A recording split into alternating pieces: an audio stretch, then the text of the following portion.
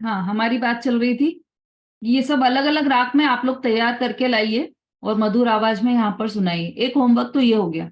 दूसरा होमवर्क ये है कि चूंकि आपके पास 7 दिन का समय है, तो आप ये जितना भी हमने पढ़ा है, 8 छंद तो हमारे पूरे कंप्लीट हो चुके हैं, ये सब बहुत अच्छे से तैयार करके लाइए, ताकि अपन जो प्रश्न पूछते हैं या फिर छड़ाला पर आधारित कोई गेम भी करवा सकें, तो वो हम आपको सबको याद हो तो हम गेम करवाएं। ये तो गेम कैसे करवाएं, कुछ याद नहीं हो तो। इसलिए पूरा अच्छे से रिवीजन कीजिए, जो भेद प्रभेद सब बताए हैं यहाँ पर, वो भी सब आप याद करके आइए। ठीक है, चलिए। ये ही आत्म को दुख कारण, शब्दार्थ देख लेते हैं पहले। ये ही मतलब, ये ही मतलब इसके जस्ट पहले जिसकी चर्चा की थी, किसकी चर्चा की थी कि मिथ्या आविरति अरु कषाय परमाद सहित उपयोगा, इसकी चर्चा की थी ना। ये ही आत्म को दुख कारण, आत्मा के दुख का कारण है। ताते, इसलिए इनको तजिए, त्याग, इनका त्याग कीजिए। जीव प्रदेश, आत्मा के प्रदेश से बंधे विधि, बंधते हैं विधि, विधि अर्थात कर्म, व सो, विधि सो का क्या अर्थ दिया है यहाँ पर? देखो, दो सो है यहाँ पर। एक सो का अर्थ है तो वह, और एक और सो का से, कर्मों से, विधि से, कर्मों से, आत्मा के प्रदेश से बंधने वाले कर्मों से, मतलब कर्मों से जो आत्मा के प्रदेश बंधते हैं, वह सो, वह बंधन, वैसा बंधन कब हो न सजिए, कभी भी शोभा नहीं देता है, कभी भी मत कीजिए वह बंधन। शम दम ते जो कर्म न आवे, शम अर्थात कषाय, और दम अर्थात इंद्रियों का दमन, इंद्रियों तथा मन का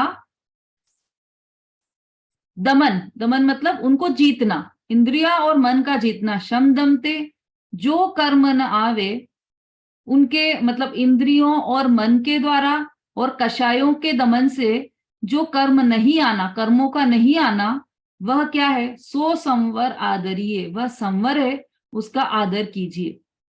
तप बल ते विधि झरन निर्जरा, तप के बल से, तप बल ते का यहाँ पर से, तप बल से विधि झरन, विधि अर्थात कर्म, कर्मों का झरना वह निर्जरा है।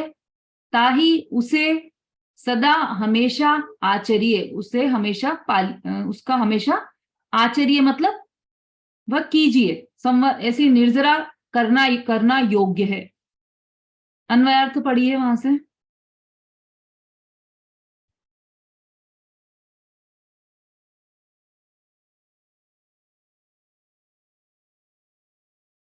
पढ़िए सरिता जी।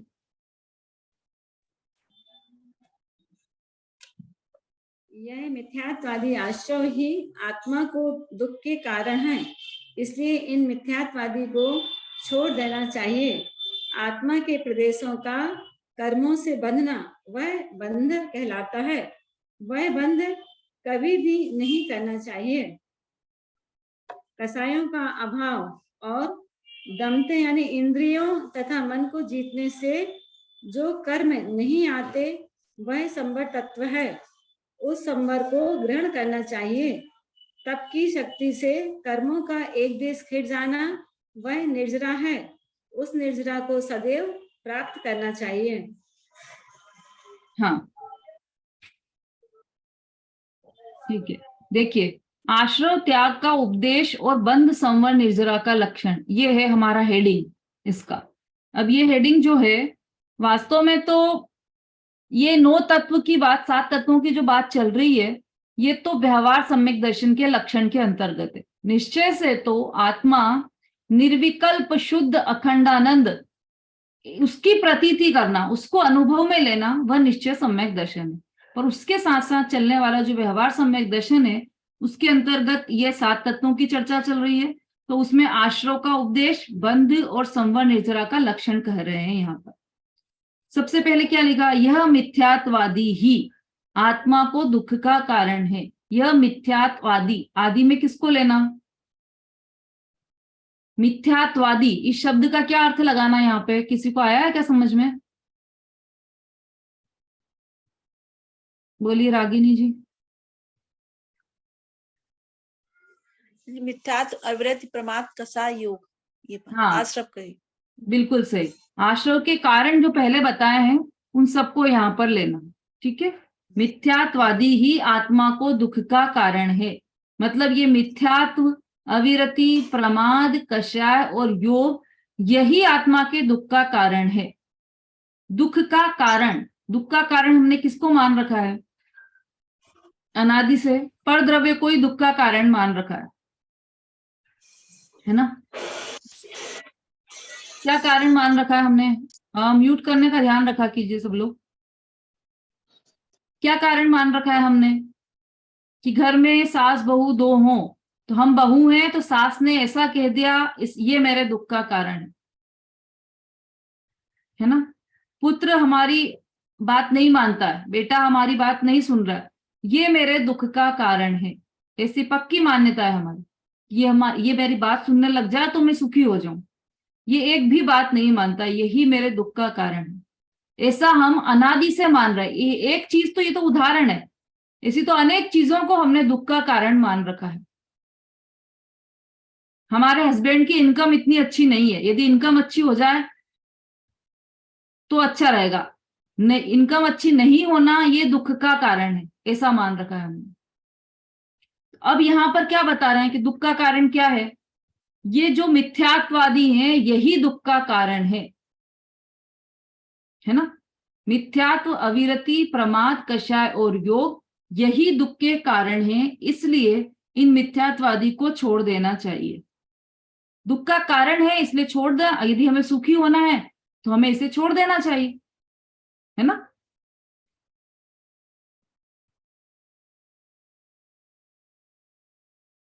देखो अभी अपन ने जो पहली ढाल पढ़ी थी उसमें 4 गतियों का वर्णन आया था, ठीक है।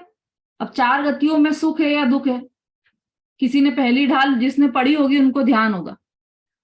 4 गतियों में सुख है या दुख है?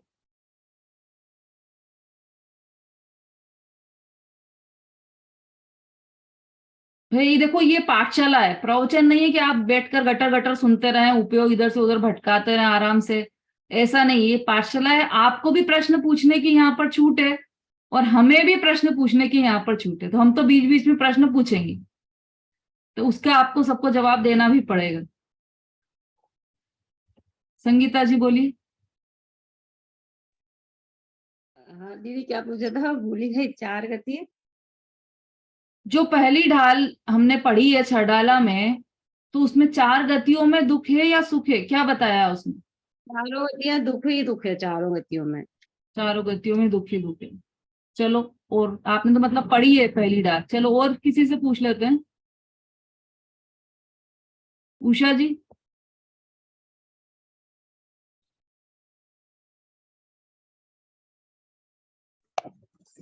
हाँ, चारों गतियों में दुख ही दुख है।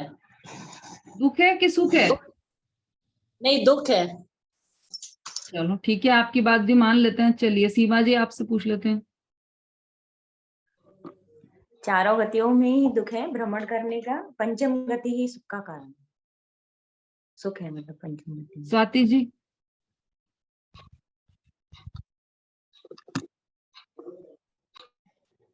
आदि चतुर्गतियों में दुख का कारण है।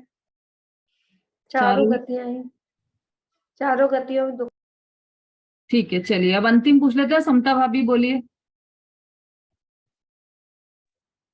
जय जिनेंद्र दीदी, मतलब गतियां कोई दुख का कारण नहीं है, अपनी जो मान्यता है। जैसे अब चारों गतियों में भी मतलब सम्यक दृष्टि जीव रहते, वो सुखी है कि नहीं है, अपनी मान्यता दुख का कारण है। बिल्कुल सही। आपने पूरी क्लास अटेंड करी है, मतलब 6 ढाला पहली ढाल की, उसमें यही बताया है कि चारों गतियों में दुख नहीं है। चारों गतियों में दुख की जो संयोग है उससे हमने दुख का कारण मान रखा है। संयोग सुख दुख का कारण नहीं है। तो इसमें 6 ढाला में चारों गतियों के दुख कैसे बताए? कि चारों गतियों में हमें ऐसी मान्यता से ऐसा दुख लगता है, क्योंकि हमने ऐसा मान रखा है ना कि मैं शरीर हूं, अब मैं नरक में गया तो मुझे तलवार से काटेंगे तो मुझे दुख होगा। तो हमारी मान्यता के अनुरूप उसका चित्रण किया है। उन्होंने तो चारों गतियों का चित्रण किया है कि ऐसा होता है, ऐसा होता है, ऐसा होता है, और वो दुख आपको अपने आप लग रहा है कि अरे तो दुख है। तिर्यंच गति में तो जैसे गाय है, उसकी नाक में छेद किया जाता है, उसमें वो डालते हैं ना, क्या बोलते हैं उसको, नकेल। रस्सी डालते हैं ना, नाक में छेद करके उसमें रस्सी डालते हैं खींचने के लिए। तो अब कितना दुख है, क्योंकि हमें दुख दिखाई दे रहा है, क्योंकि हमने शरीर को अपना मान रखा है। हम क्या सोचते हैं कि जैसे हमारे नाक में कोई छेद करके हमें कोई रस्सी से खींचे तो कैसा लगेगा, हमारा चिंतन वहीं तक जाता है। और हमारी जगह मुनिराज होंगे तो उनका चिंतन कैसा जाएगा, क्योंकि उन्हें बाहर जो शरीर में दुख दिखाई दे रहा है वो तो दुख लगेगा ही नहीं। उन्हें दुख क्या लगेगा कि ये बेचारा जीव, जो गाय का जीव है, इसने अपने आप को शरीर मान रखा है, जो ये है नहीं वो शरीर इसने मान रखा है। तो शरीर के ये जो नाक खींच रही है इसकी रस्सी से, उस शरीर के दुख में इसको ये दुख मान रहा है अपना, ये इसको दुख है। इसको शरीर के कारण दुख नहीं है, लेकिन इसकी जो मान्यता है कि मैं शरीर हूं और उस शरीर को खींचा जा रहा है, इस मान्यता के कारण इसको जो दुख है, उस दुख के प्रति करुणा आती है मुनिराज को। और हमें क्या लगता है कि अरे बेचारा बेल, अरे बेचारा तिरंच गति में गया तो इसके कैसे कैसे छेदन, वेदन, भूख, प्यास सब सहना पड़ते हैं, ऐसा हमें लगता है। तो नहीं सहना पड़ते क्या, लगता क्या है, सही नहीं है क्या ये बात? ये तो एक सामान्य परिस्थिति बताई है वहां की, कि वहां का ऐसा चित्रण है। यदि उसी स्थिति में ज्ञानी जीव होगा तो उसे दुख नहीं होगा, उसे कष्ट नहीं होगा। वहां पर भी वो सुख का ही वेदन करते हैं। अभी कौन है नरक में, कोई है क्या ऐसा जो सुख का वेदन कर रहा हो? राजा श्रेणी।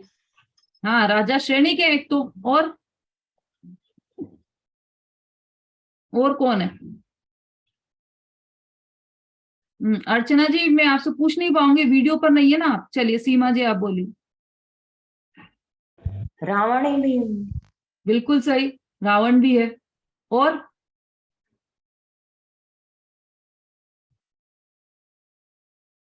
सरिता जी?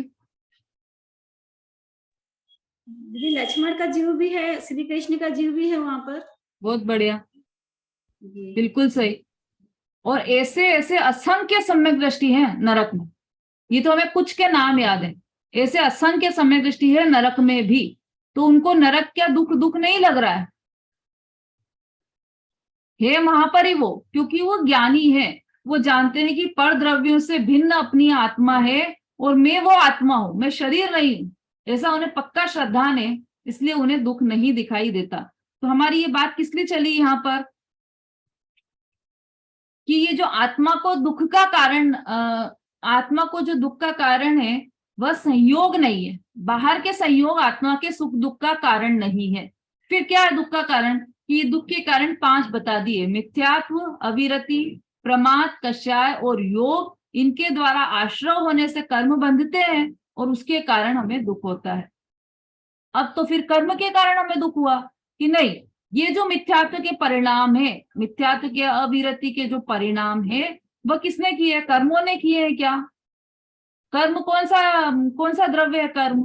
कर्म तो पुद्गल द्रव्य है, स्पर्श रस गंध वर्ण वाला द्रव्य है कर्म।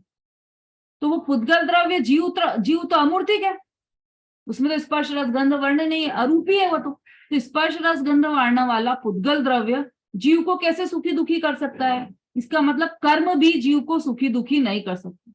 चलो कर्म नहीं कर सकते, भगवान तो कर सकता है, ईश्वर तो कर सकता है ना सुखी दुखी। कि यदि ईश्वर सुखी दुखी करे तो वह किसी को सुखी और किसी को दुखी ऐसा क्यों करेगा? इसका मतलब भी ईश्वर भी सुखी दुखी नहीं कर सकता।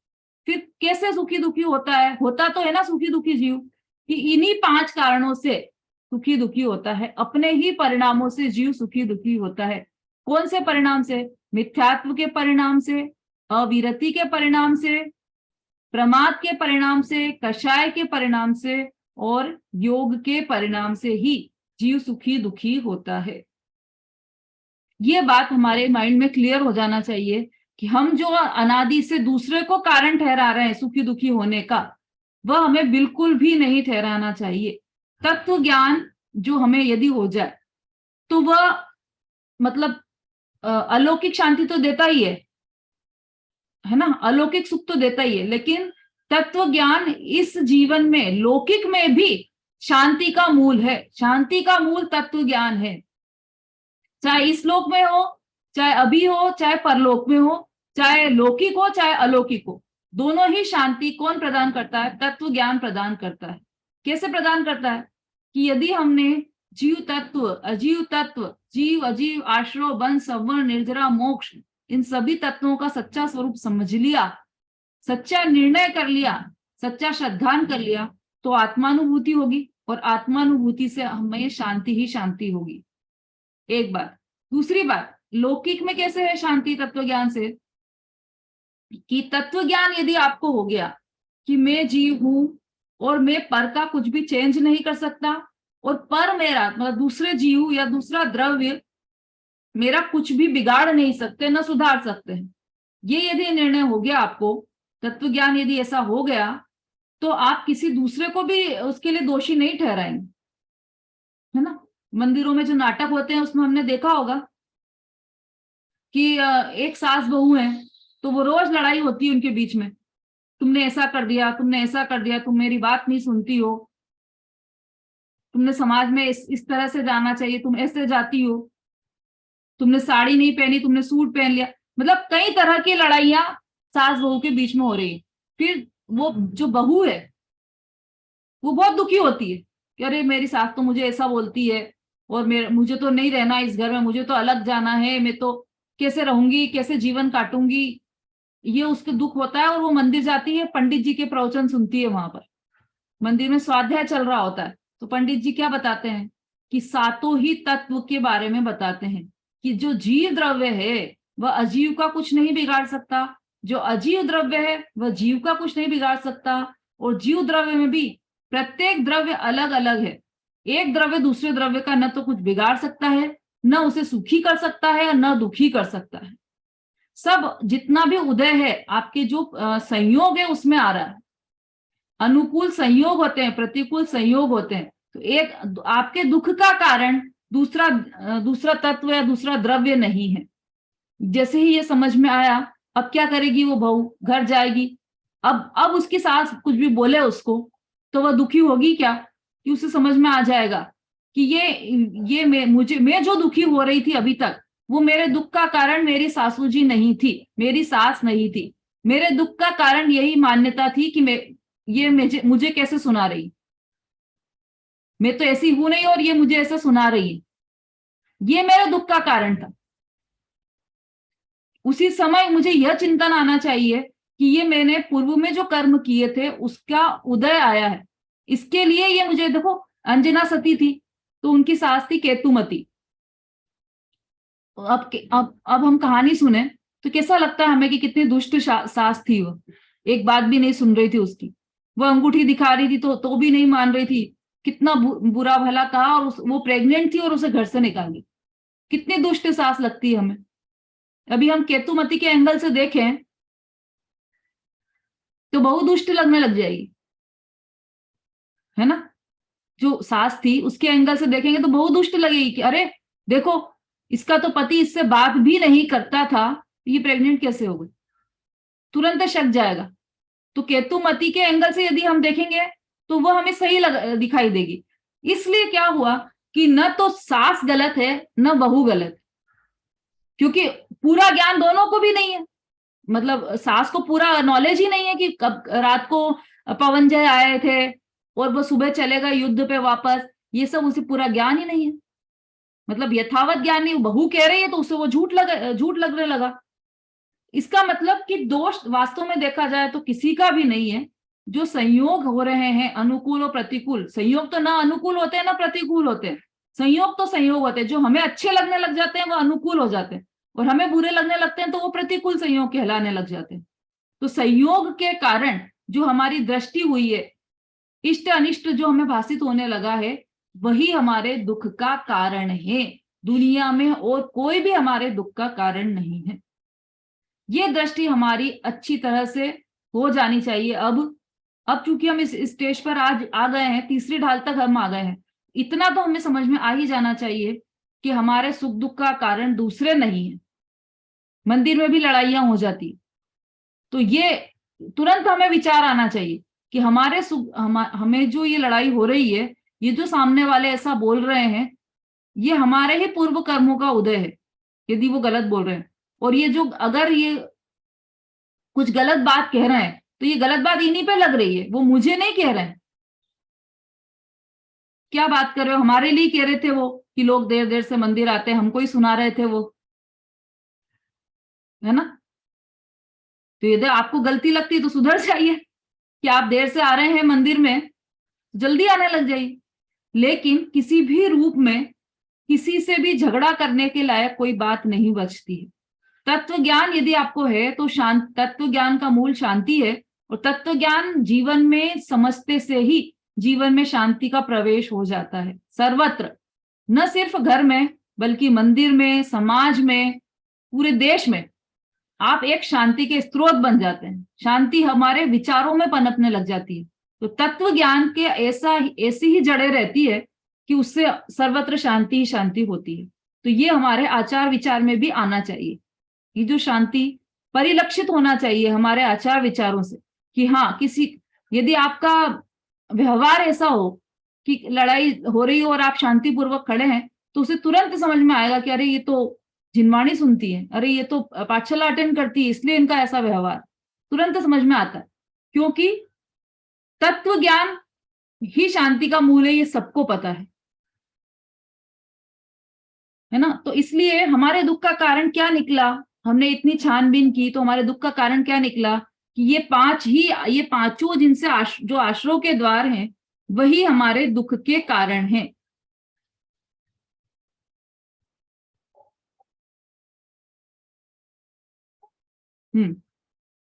इसलिए इन मिथ्यात्वादी को छोड़ देना चाहिए। जो दुख का कारण होता है उसे तुरंत छोड़ देना चाहिए। आत्मा के प्रदेशों का कर्मों से बंधन, अब बंध तत्व आ गया। ये तो आश्रय तत्व हो गया, उसके बाद बंध तत्व आ गया है। समय हो गया है हमारा। बंध, संवर, निर्जरा, इनका लक्षण अपन अगली कक्षा में लेंगे। मंगलवार को जो हमारी कक्षा लगेगी उस दिन अपन ये लेंगे, ठीक है। इसका भावार्थ भी थोड़ा सा बड़ा है तो आराम से लेंगे अपन इसको। पॉइंट वाइज दिया है अलग अलग इसमें, ठीक है। चलिए, आज किसी ने कहानी तो तैयार नहीं की थी, आज स्टार्टिंग में ध्यान नहीं रहा है पूछने का।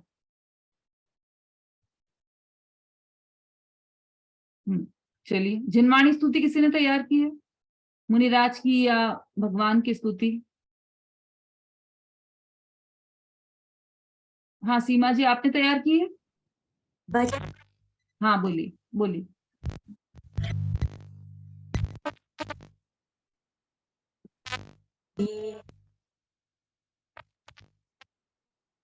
आपको नेट चेक करना पड़ेगा थोड़ा, आपकी आवाज नहीं आ रही है। अब आ रही है दीदी? हाँ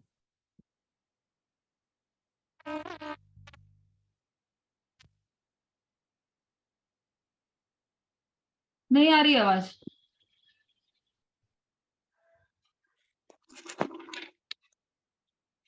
अब आ रही है दीदी? हाँ, आपको इतना पास ही रखना पड़ेगा आपका डिवाइस। मैं महापुण्य उदय से जिंदर में पा गई, मैं महापुण्य उदय से जिंदर में पा गई। चार गाती कर्मिनासी ऐसे अरिहंत हैं, चार गाती कर्मिनासी ऐसे अरिहंत हैं। अनंत चतुष्टयधारी श्री भगवंत हैं। मैं अरिहंत देव के शरण में आ गई, मैं महापुण्य उदय से जिंदर में पा गई। अष्ट कर्म नाश किए ऐसे सिद्ध देव हैं, अष्ट कर्म नाश किए ऐसे सिद्ध देव हैं। अष्ट गुण प्रगट जिनके हुए स्वयमेव, मैं ऐसे सिद्ध देव